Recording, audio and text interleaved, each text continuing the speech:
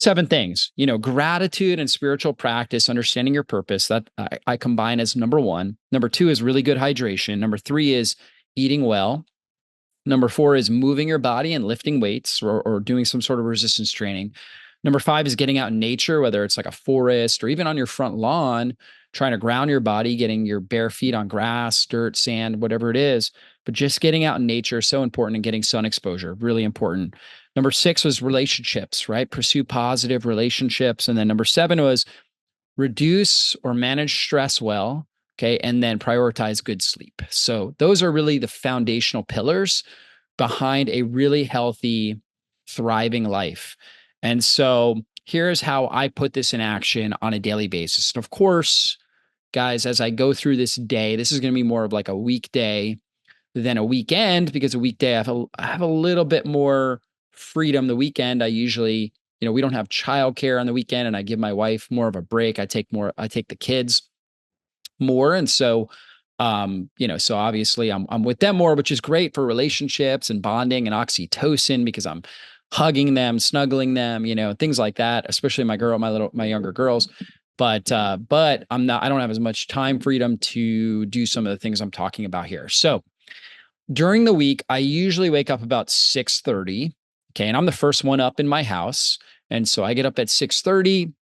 I go into the kitchen, I get some coconut oil, I put it in my mouth, and I start swishing. It's oil pulling, right? And oil pulling is super helpful.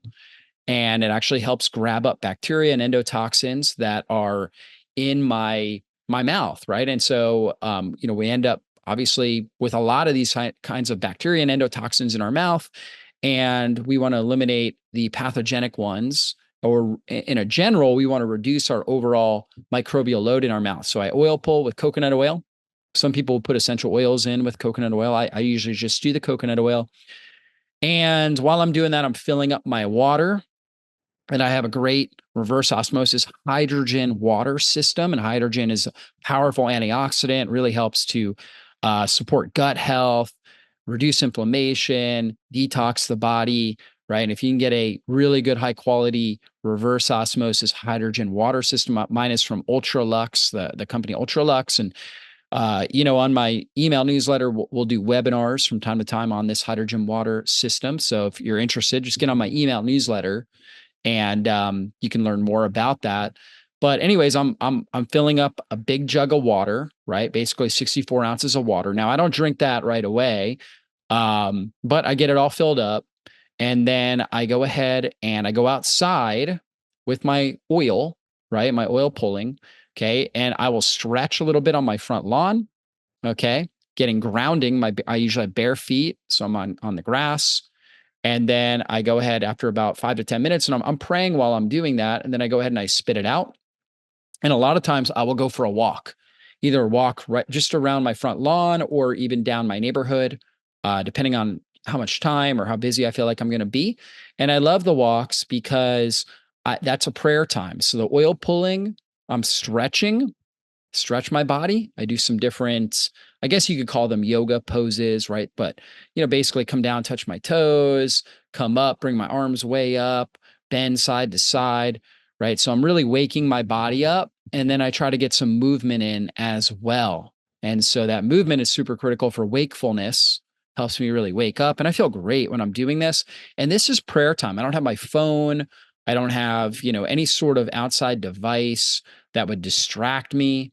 Oftentimes, depending on the time of year, it's dark at 6:30. And so that's what I do to get myself going. And then usually, I'm back in my house about, I don't know, 6:45 or so. And then I start drinking some water. I take a couple of different supplements. In the morning, I take a mushroom complex supplement that's got things like cordyceps and shiitake and reishi mushroom. And that's just great for energy, mental clarity. I also take a product we have in our store from Cellcore. It's called BCATP.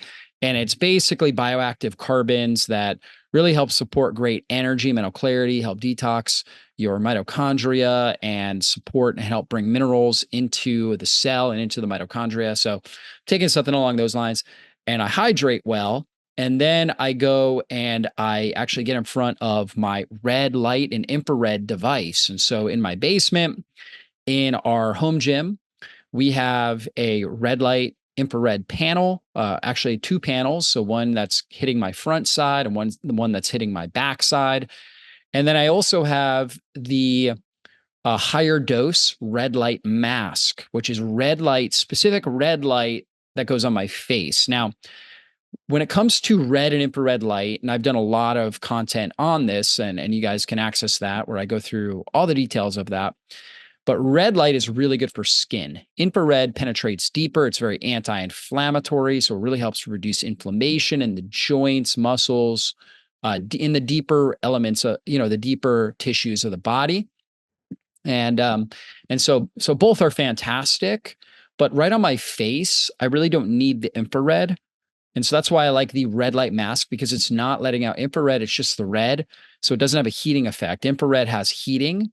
Infrared will heat. So you don't want that directly, put up directly onto your skin, because it could overheat your skin.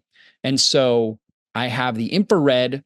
I'm about 4 inches or so away from the panels. And so the infrared's getting my whole body, my back, my upper body, my legs. It's getting all of that. And I'm naked, when I'm doing this. And then I've got the red light face mask on. So I'm getting specific red real close, right on my epidermis, right on my skin, very anti-inflammatory for my skin and face, very anti-aging in general for my face. So I do this for about 12 minutes, basically. And during that period of time, I'm usually listening to worship music. So I do grab my phone, I put on some worship music. And that's, again, prayer time, worship time.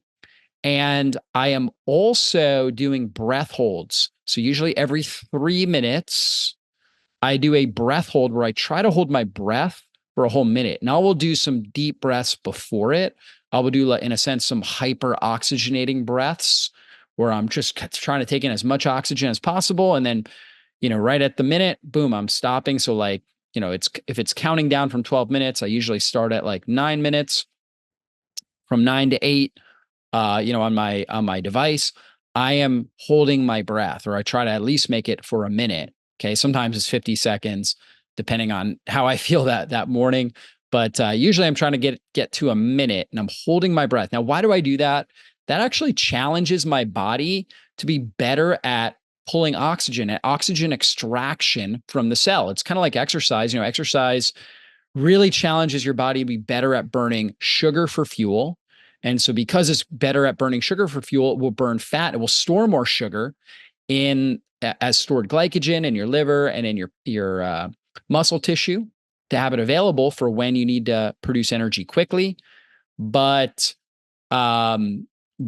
you'll actually burn fat more effectively outside of the exercise. And so when I'm holding my breath, my body's building up carbon dioxide, and I have my threshold for how much carbon dioxide I can keep in my system goes up, which is good. And that actually helps improve oxygen delivery into the cells. And so the body says, I never know when I'm going to be in a low oxygen state. This individual seems to be getting into a low oxygen state often because I'm doing these breath holds. So I need to be really good at pulling oxygen out of the red blood cell and into the cell where it can be used as energy. So it's a stressor, hormetic stressor, that makes us more efficient at utilizing oxygen and producing cellular energy. So I do typically 3 breath holds in the morning, again, trying to go for a minute. That, I think, is a really good stimulus. It's a little respiratory exercise that challenges the cells, again, to be better at pulling oxygen out and utilizing oxygen. So that is kind of like my morning routine there. And then by the time I'm done with that, it's usually about 7 o'clock.